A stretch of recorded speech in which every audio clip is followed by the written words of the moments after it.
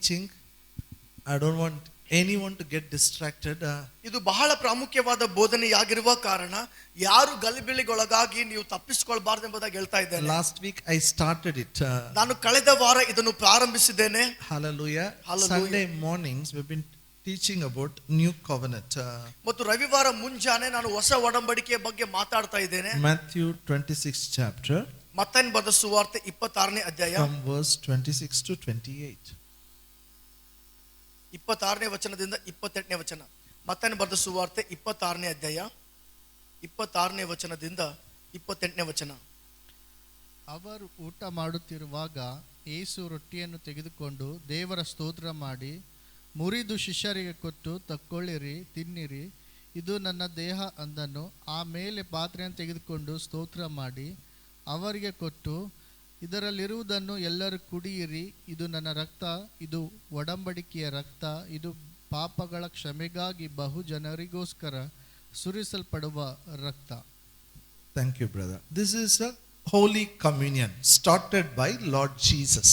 ಇದು ಪವಿತ್ರವಾದ ಕರ್ತನ ಮೇಜು ಯೇಸು ಕ್ರಿಸ್ತನಿಂದ ಪ್ರಾರಂಭವಾಗಿ ಮಾಡಲ್ಪಟ್ಟದ್ದು. And he said, do it in remembrance of me. ಅಲ್ಲಿ ಹೇಳ್ತದೆ, ಇದನ್ನು ನನ್ನನ್ನು ಜ್ಞಾಪಿಸಿಕೊಳ್ಳುವುದಕ್ಕೋಸ್ಕರ ಹೀಗೆ ಮಾಡಿರಿ. We have to practice it. Very important for us. ಇದು ಬಹಳ ಪ್ರಾಮುಖ್ಯವಾದದ್ದು. ನಾವು ಅದನ್ನು ಅಳವಡಿಸಿಕೊಂಡು ಬರಬೇಕು. The purpose we have to practice is we belong to a covenant. ಮತ್ತು ನಾವು ಅಳವಡಿಸಿಕೊಳ್ಳುವಂತ ಒಂದು ಕಾರಣವೇನೆಂದರೆ ನಾವು ಹೊಸ ಒಡಂಬಡಿಕೆಗೆ ಸಂಬಂಧವಾಗಿದ್ದೇವೆ ಎಂಬುದಾಗಿ. We all belong to a new covenant. ನಾವು ಎಲ್ಲರೂ ಹೊಸ ಒಡಂಬಡಿಕೆಗೆ ಸಂಬಂಧವಾಗಿದ್ದೇವೆ. This new covenant is not between man and man. ಮತ್ತು ಈ ಹೊಸ ಒಡಂಬಡಿಕೆಯು ಮನುಷ್ಯರ ಮಧ್ಯದಲ್ಲಿ ಇಲ್ಲ. This new covenant, no man was worthy to made with God, so he himself came in the form of a man.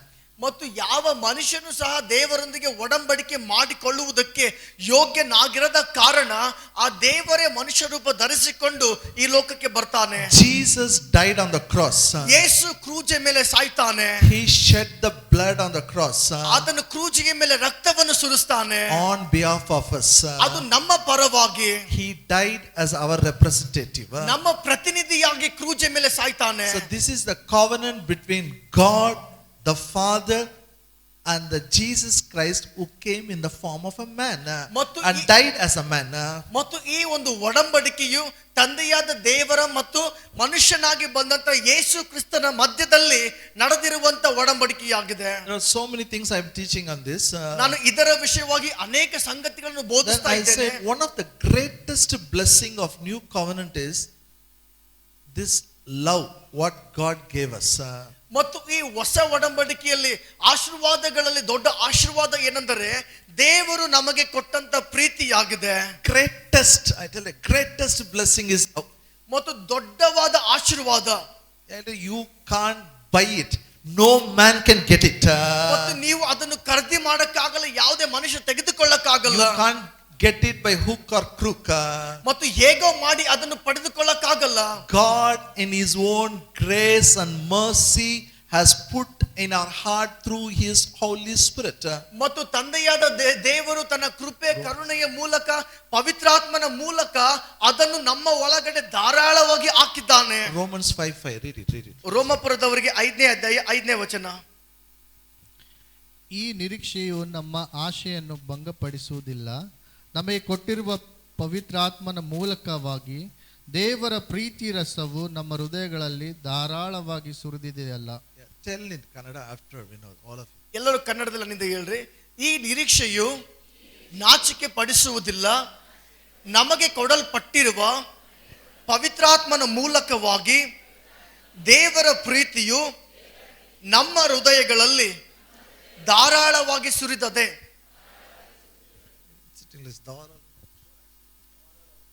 ಧಾರಾಳ ಅಂದ್ರೆ ಬಹಳ, ಈ ತರ ಆಕ್ಷನ್ ತೋರಿಸ್ರಿ. ಓಕೆ. ನಮಗೆ ಕೊಡಲ್ಪಟ್ಟಿರುವ ಪವಿತ್ರಾತ್ಮನ ಮೂಲಕ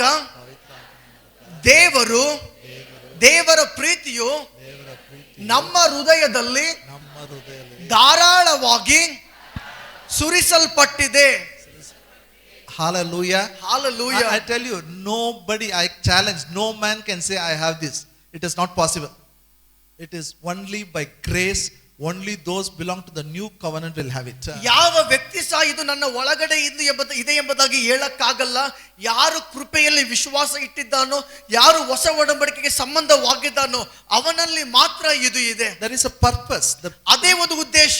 The reason God put the love in our heart is with purpose. ನಮ್ಮ ಹೃದಯದಲ್ಲಿ ದೇವರು ಪ್ರೀತಿ ಹಾಕಿರುವುದಕ್ಕೆ ಒಂದು ಉದ್ದೇಶ ಇದೆ. So your heart is like, it's like a water tank, full it is now. ನಿಮ್ಮ ಹೃದಯವು ಒಂದು ನೀರಿನ ಟ್ಯಾಂಕ್ ಇದ್ದಂತೆ, ಅದು ಅದು ಎಲ್ಲದರಿಂದ ಅದು ಪ್ರೀತಿಯಿಂದ ತುಂಬಿದೆ. If water is so much is there, if you don't open the tap, it is no use of keeping the water in the tank. ಆ ಟ್ಯಾಂಕ್ ಅಲ್ಲಿ ನೀರು ತುಂಬಿದ್ರು ಸಹ, ಎಷ್ಟೇ ತುಂಬಿದ್ರು ಸಹ, ಎಲ್ಲಿ ತನಕ ನಳ ನೀವು ಚಾಲು ಮಾಡಲ್ವೋ ಅಲ್ಲಿ ತನಕ ನೀರು ಬರಲ್ಲ. Water will be there, but you will be telling ನೀರಿಲ್ಲ. But you have to open the tap. ಆ ಟ್ಯಾಂಕ್ ಅಲ್ಲಿ ನೀರು ಇರ್ತದೆ, ಆದ್ರೆ ನೀವು ನೀರಿಲ್ಲ ಎಂಬುದಾಗಿ ಹೇಳ್ತೀರಾ. ನೀವು ಆ ನಳವನ್ನು, ನಲ್ಲಿಯನ್ನು ಸ್ಟಾರ್ಟ್ ಮಾಡಬೇಕು. You cannot survive without opening the tap. ಆ ಒಂದು ನಳನೇ ನೀವು ಸ್ಟಾರ್ಟ್ ಮಾಡದಿದ್ರೆ, ಚಾಲು ಮಾಡದಿದ್ರೆ ನೀವು ಜೀವಿಸಕ್ಕೆ ಆಗುವುದಿಲ್ಲ. You cannot survive. The love is like this. We can't survive without this love. ಆ ರೀತಿಯಾಗಿ ಈ ಪ್ರೀತಿ ಆಗಿದೆ. ಈ ಪ್ರೀತಿ ಇಲ್ಲದೆ ನಾವು ಜೀವಿಸಕ್ಕೆ ಆಗುವುದಿಲ್ಲ. Whom we should love? ನಾವು ಯಾರಿಗೆ ಪ್ರೀತಿಸಬೇಕು? I told you, husbands love your wives. We saw last time. ನಾವು ಕಳೆದ ಸಾರಿ ನೋಡಿರುವಂತದ್ದು ಗಂಡನು ಹೆಂಡತಿಗೆ ಪ್ರೀತಿಸುವಂತದ್ದು. Our love should be used in the family. We should love our family people. ಈ ಪ್ರೀತಿಯು ನಮ್ಮ ಕುಟುಂಬದಲ್ಲಿ ನಾವು ಉಪಯೋಗಿಸಬೇಕು. ನಮ್ಮ ಕುಟುಂಬದ ಜನರಿಗೆ ನಾವು ಪ್ರೀತಿಸಬೇಕು.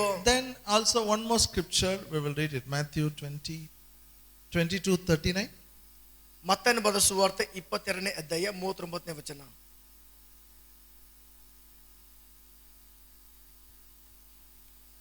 ಇದಕ್ಕೆ ಸಮಾನವಾದ ಎರಡನೇ ಆಜ್ಞೆ ಒಂದು ಉಂಟು.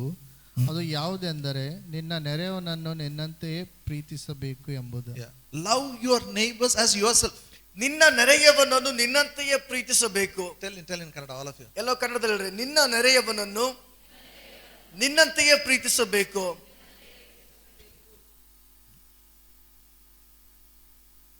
First, we don't know how to love the family people only. ಮೊದಲನೇದಾಗಿ ಕುಟುಂಬದವರಿಗೆ ಹೇಗೆ ಪ್ರೀತಿ ಮಾಡಬೇಕೆಂಬುದಾಗಿ ಗೊತ್ತಿಲ್ಲ. We don't know how to love ourselves. ನಮ್ಮನ್ನೇ ಹೇಗೆ ಪ್ರೀತಿ ಮಾಡಬೇಕೆಂಬುದಾಗಿ ಗೊತ್ತಿಲ್ಲ. But how to love the neighbor like ourselves. ಹೇಗೆ ನೆರೆಯವರನ್ನು ನನ್ನಂತೆಯೇ ಪ್ರೀತಿಸುವುದು. But we have to do. Bible is good. That's why I am teaching. If you attend 2 days at this 2 weeks or 3 weeks, it will be very clear for you. ಮತ್ತು 2 ವಾರ 3 ವಾರ ನೀವು ಹಾಜರಾಗುವುದಾದ್ರೆ ಇದು ನಿಮಗೆ ಇನ್ನೂ ಸ್ಪಷ್ಟವಾಗ್ತದೆ. Then Matthew 5:44. 5:44. Okay, ಮತ್ತಾಯನ ಬರೆದ ಸುವಾರ್ತೆ 5ನೇ ಅಧ್ಯಾಯ 44ನೇ ವಚನ. ಆದರೆ ನಾನು ನಿಮಗೆ ಹೇಳುವುದೇನೆಂದರೆ ನಿಮ್ಮ ವೈರಿಗಳನ್ನು ಪ್ರೀತಿಸಿರಿ, ನಿಮ್ಮನ್ನು ಸಾಕು. Hallelujah. Hallelujah. Love your enemies. ನಿಮ್ಮ ವೈರಿಗಳನ್ನು ಪ್ರೀತಿಸಿರಿ. Say love family, love neighbors, love enemies. ಕುಟುಂಬವನ್ನು ಪ್ರೀತಿಸಿರಿ, ನೆರೆಯವರನ್ನು ಪ್ರೀತಿಸಿರಿ, ವೈರಿಗಳನ್ನು ಪ್ರೀತಿಸಿರಿ. One more time. ಇನ್ನೊಂದು ಸಾರಿ, ಕುಟುಂಬವನ್ನು ಪ್ರೀತಿಸಿರಿ, ನೆರೆಯವರನ್ನು ಪ್ರೀತಿಸಿರಿ, ವೈರಿಗಳನ್ನು ಪ್ರೀತಿಸಿರಿ. Nobody will tell this. ಯಾರು ಇದನ್ನು ಹೇಳುವುದಿಲ್ಲ. No man can tell this. ಯಾವುದೇ ಮನುಷ್ಯನು ಇದನ್ನು ಹೇಳುವುದಿಲ್ಲ. Only one person can tell. ಒಬ್ಬ ವ್ಯಕ್ತಿ ಮಾತ್ರ ಹೇಳಕ್ಕೆ ಸಾಧ್ಯ. Because he has done it. ಯಾಕಂದ್ರೆ ಆತನು ಅದನ್ನು ಮಾಡಿದ್ದಾನೆ. His name is Jesus. ಆತನ ಹೆಸರು ಯೇಸು ಆಗಿದೆ. Hallelujah. How can you say love your enemies? ಹೇಗೆ ವೈರಿಗಳನ್ನು ಪ್ರೀತಿಸುವುದಕ್ಕೆ ಸಾಧ್ಯವಾಗಿದೆ? Because what all we know is love them those who love you. ನಮಗೆ ಗೊತ್ತಿರುವುದೇನೆಂದರೆ ನಮಗೆ ಪ್ರೀತಿಸುವವರನ್ನೇ ನಾವು ಪ್ರೀತಿಸ್ತೇವೆ. Love them those who do good to you. ನಿಮಗೆ ಒಳ್ಳೆಯದು ಮಾಡುವವರಿಗೆ ನೀವು ಪ್ರೀತಿ ಮಾಡ್ತೀರಿ. Yes or no? ಹೌದಾ ಇಲ್ವಾ? If 10 people are in your area, for example, ಉದಾಹರಣೆಯಾಗಿ ನಿಮ್ಮ ಏರಿಯಾದಲ್ಲಿ 10 ಜನರು ಇರುವುದಾದ್ರೆ, whom do you love? ನೀವು ಯಾರಿಗೆ ಪ್ರೀತಿಸುತ್ತೀರಿ? Those who talk well with you, you will love. ಯಾರು ನಿಮ್ಮೊಟ್ಟಿಗೆ ಚೆನ್ನಾಗಿ ಮಾತಾಡ್ತಾರೋ ಅವರಿಗೆ ಪ್ರೀತಿ ಮಾಡ್ತೀರಿ. Those who give headache, you will not talk only. ಯಾರು ನಿಮಗೆ ತಲೆನೋವು ಕೊಡ್ತಾರೋ ಅವರಿಗೆ ನೀವು ಮಾತಾಡುವುದಿಲ್ಲ. Those who are working against you means you will stay very far. ಮತ್ತು ಯಾರು ನಿಮ್ಮ ವಿರುದ್ಧವಾಗಿ ಕಾರ್ಯ ಮಾಡ್ತಾ ಹೋಗ್ತಾರೋ ಅಂತವರಿಗೆ ನೋಡಿದ್ರೆ ನೀವು ದೂರನೇ ಇದ್ದು ಬಿಡ್ತೀರಿ. But here God is telling love your enemies. ಆದ್ರೆ ಇಲ್ಲಿ ದೇವರು ಹೇಳ್ತಿದ್ದಾನೆ ನಿಮ್ಮ ವೈರಿಗಳಿಗೆ ಪ್ರೀತಿಸಿರಿ. How? ಹೇಗೆ? He said, I have put my love in your heart. ಅದಕ್ಕಾಗಿ ಆತನು ಹೇಳ್ತಾನೆ ನನ್ನ ಪ್ರೀತಿಯನ್ನು ನಿಮ್ಮ ಒಳಗಡೆ ಹಾಕಿದ್ದೇನೆ. The new covenant, new creations in Christ Jesus Every child of God is a carrier of God's love. ಈ ಹೊಸ ಒಡಂಬಡಿಕೆಯಲ್ಲಿ ಯಾರೆಲ್ಲ ನೂತನ ಸೃಷ್ಟಿಯಾಗಿದ್ದಾರೋ ಪ್ರತಿಯೊಬ್ಬ ದೇವರ ಮಕ್ಕಳು ಅವರ ಒಳಗಡೆ ದೇವರ ಪ್ರೀತಿಯು ಇದೆ. I'll tell you, unless we release this love, people will not know Jesus. ಎಲ್ಲಿ ತನಕ ನಾವು ಈ ಪ್ರೀತಿಯನ್ನು ಬಿಡುಗಡೆ ಮಾಡುವುದಿಲ್ಲವೋ ಅಲ್ಲಿ ತನಕ ಜನರು ಯೇಸುವನ್ನು ನಂಬಕ್ಕಾಗಲ್ಲ. What is the point in having water in the overhead tank? ಮತ್ತು ಅದು ಏನು ಉಪಯೋಗ ಆಗ್ತದೆ? ಟ್ಯಾಂಕ್ ಅಲ್ಲಿ ಮಾತ್ರ ನೀರಿರುವುದು ಉಪಯೋಗಿಸುವುದೇ ಇಲ್ಲ. What is the point in having water in the dam? ಮತ್ತು ಡ್ಯಾಮ್ ನಲ್ಲಿ ನೀರಿರುವುದು ಯಾವ ಉಪಯೋಗ? News ಗೊತ್ತಾ? Dam is full now. Dam is full. So what? Water has to come to your house. ಆ ಡ್ಯಾಮ್ ತುಂಬಿದೆ ಎಂಬುದಾಗಿ ಹೇಳಿದ್ರೆ ಏನ್ ಪ್ರಯೋಜನ? ಆ ನೀರು ನಿಮ್ಮ ಮನೆಗೆ ಬರಬೇಕು. Hallelujah. Hallelujah. Now, how to do it? ಈಗ ಅದನ್ನು ಹೇಗೆ ಮಾಡುವುದು? I'm very slowly I'm going. I'm repeating so many times. ನಾನು ಬಹಳ ನಿಧಾನವಾಗಿ ಹೋಗ್ತಾ ಇದ್ದೇನೆ. Let's start with family only. ಈಗ ನಾವು ಕುಟುಂಬದಲ್ಲೇ ಪ್ರಾರಂಭಿಸೋಣ. Let's practice family, then neighbor, then comes the enemy.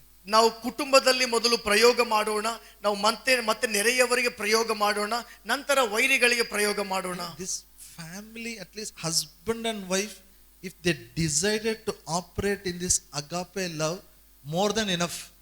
ಒಂದು ವೇಳೆ ಗಂಡ ಹೆಂಡತಿಯರು ಇಬ್ಬರು ಸೇರಿನೇ ಒಂದು ನಿರ್ಧಾರ ಮಾಡಿದ್ರೆ ಈ ದೇವರ ಪ್ರೀತಿಯಲ್ಲಿ ಅಗಾಪೆ ಪ್ರೀತಿಯಲ್ಲಿ ನಾವು ಕಾರ್ಯ ಮಾಡ್ತೇವೆ ಅಂತ ಹೇಳಿದ್ರೆ ಅದು ಸಾಕಾಗಿದೆ. More than enough. ಅದು ಸಾಕಾಗುವುದಕ್ಕಿಂತ ಹೆಚ್ಚು. Christian marriages cannot break. ಕ್ರೈಸ್ತ ಮದುವೆಯು ಮುರಿಯಲ್ಪಡುವುದೇ ಇಲ್ಲ. This agape love is something like a cement, how it holds a brick, at least it will hold the people. ಈ ಅಗಾಪೆ ಪ್ರೀತಿ ಅನ್ನುವುದು ಅದು ಸಿಮೆಂಟ್ ಇದ್ದ ಹಾಗೆ, ಆ ಸಿಮೆಂಟ್ ಇಟ್ಟಂಗಿಗೆ ಹೇಗೆ ಹಿಡಿದುಕೊಳ್ತದೋ ಹಾಗೆ ಈ ಪ್ರೀತಿಯು ಎಲ್ಲ ಜನರಿಗೆ ಹಿಡ್ಕೊಂಡು ಬಿಡ್ತದೆ. Hallelujah. Hallelujah. Turn your Bible to book of Ecclesiastes, 4th chapter. ಪ್ರಸಂಗಿ 4ನೇ ಅಧ್ಯಾಯ verse 9 to 12. ಪ್ರಸಂಗಿ 4 9ರಿಂದ 12ನೇ ವಚನ. Usually we hear in marriages. ಸಾಮಾನ್ಯವಾಗಿ ಈ ವಾಕ್ಯವನ್ನು ನಾವು ಮದುವೆಗಳಲ್ಲಿ ಕೇಳ್ತೇವೆ. ಪ್ರಸಂಗಿ 4ನೇ ಅಧ್ಯಾಯ 9ರಿಂದ 12ನೇ ವಚನ. Verse 9 says, two are better than one because they have a good reward for their labor. Can you read verse 12, Raj? 12ನೇ ವಚನ. ಒಬ್ಬಂಟಿಗನನ್ನು ಜಯಿಸಬಲ್ಲವನಿಗೆ ಇಬ್ಬರು ಎದುರಾಗಿ ನಿಲ್ಲಬಹುದು, ಮೂರು ಹುರಿಯ ಹಗ್ಗ ಬೇಗ ಕಿತ್ತು ಹೋಗುವುದಿಲ್ಲವಷ್ಟೇ. Okay. It says it's better to be two than one. ಒಬ್ಬರಿಗಿಂತ ಇಬ್ಬರಿರುವುದು ಉತ್ತಮ. There is so much advantage. That means even if you're married, it's a good it is. ಅಲ್ಲಿ ಎಷ್ಟೋ ಲಾಭಗಳಿದೆ, ಮದುವೆ ಆಗುವುದಾದ್ರೆ ಎಷ್ಟೋ ಒಂದು ಲಾಭಗಳಿದೆ ಎಂಬುದಾಗಿ ಹೇಳ್ತದೆ. Verse 10 also talks about two people, how good it is. Verse 11, everything talks like that. ಮತ್ತು 10 11ನೇ ವಚನ ಸಹ ಅದನ್ನೇ ಹೇಳ್ತದೆ, ಒಬ್ಬರಿಗಿಂತ ಇಬ್ಬರು ಇರುವುದಾದ್ರೆ ಎಷ್ಟೋ ಒಳ್ಳೆಯದು ಎಂಬುದಾಗಿ. And verse 12 is, somebody comes against you, if you are two people, you can resist him. ಮತ್ತು 12ನೇ ವಚನದಲ್ಲಿ ಹೇಳ್ತದೆ, ನಿಮ್ಮ ವಿರುದ್ಧವಾಗಿ ಯಾರಾದರೂ ಇರುವುದಾದ್ರೆ, ನೀವು ಒಂದು ವೇಳೆ ಇಬ್ಬರು ಇರುವುದಾದ್ರೆ ಬಹಳ ಚೆನ್ನಾಗಿ ನೀವು ಎದುರಿಸಬಹುದು. And verse 12 ends like this. ಮತ್ತು 12ನೇ ವಚನ ಈ ರೀತಿಯಾಗಿ ಕೊನೆಯಾಗ್ತದೆ. A threefold cord is not quickly broken. ಮೂರು ಹುರಿಯ ಹಗ್ಗವು ಬೇಗನೆ ಕಿತ್ತು ಹೋಗುವುದಿಲ್ಲ. Can we tell in Kannada, please? ಎಲ್ಲೋ ಕನ್ನಡದಲ್ಲಿ ಹೇಳ್ರಿ. ಮೂರು ಹುರಿಯ ಹಗ್ಗವು ಬೇಗನೆ ಕಿತ್ತು ಹೋಗುವುದಿಲ್ಲ. One more time. ಮೂರು ಹುರಿಯ ಹಗ್ಗವು ಬೇಗನೆ ಕಿತ್ತು ಹೋಗುವುದಿಲ್ಲ. ಹಗ್ಗ ಎಲ್ಲರೂ ನೋಡಿದಿರಾ? ಹಗ್ಗ ನೋಡಿದಿರಾ? ಎಲ್ಲರೂ ಹಗ್ಗ ನೋಡಿದಿರಾ? I am not talking about thread. ನಾ ದಾರ ಬಗ್ಗೆ ಮಾತಾಡ್ತಾ ಇಲ್ಲ. ಹಗ್ಗ means at least we need 2 or 3 cords we needed to make it. ದಾರ ಅಂದ್ರೆ ತೆಳ್ಳಗಿರ್ತದೆ, ಹಗ್ಗ ಅಂದ್ರೆ 2-3 ಅದಕ್ಕೆ ಇದಿರ್ತದೆ, ಏನಂತಾರೆ, ಹುರಿ ಇರ್ತದೆ, ಹುರಿ. If it is 2, it doesn't have a strength, it may break. ಒಂದು ವೇಳೆ ಎರಡೇ ಇದ್ರೆ ಅದಕ್ಕೆ ಶಕ್ತಿ ಜಾಸ್ತಿ ಇರುವುದಿಲ್ಲ, ಅರ್ಧೋಗ್ತದೆ. I don't know, that's what I have read in the book. Even if it is more than 3, it will not hold tightly, it seems. ಒಂದು ವೇಳೆ ಮೂರು ಸುತ್ತು ಇರುವುದಾದ್ರೂ ಸಹ, more than 3, If it is there, it will not hold tight. ಒಂದ್ ವೇಳೆ 3ಗಿಂತ ಜಾಸ್ತಿ ಇದ್ರೂ ಸಹ ಅದು ಸರಿಯಾಗಿ ಬಿಗಿಯಾಗಿ ಹಿಡ್ಕೊಳ್ಳಕ್ ಆಗಲ್ಲಂತೆ. 3 is perfect combination to hold things tight. ಮತ್ತು ಬಿಗಿಯಾಗಿ ಹಿಡಿದುಕೊಳ್ಳುವುದಕ್ಕೆ 3 ಬಹಳ ಒಂದು 3 ಇರುವುದು ಉತ್ತಮ ಎಂಬುದಾಗಿ. So husband, wife and Jesus Christ, 3 together is the best combination to build the family.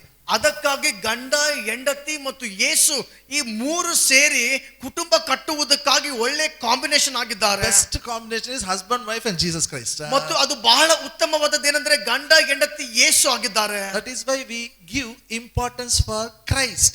ಅದಕ್ಕಾಗಿ ನಾವು ಕ್ರಿಸ್ತನಿಗೆ ಬಹಳ ಪ್ರಾಮುಖ್ಯತೆಯನ್ನು ಕೊಡ್ತೇವೆ. How Christ will help us?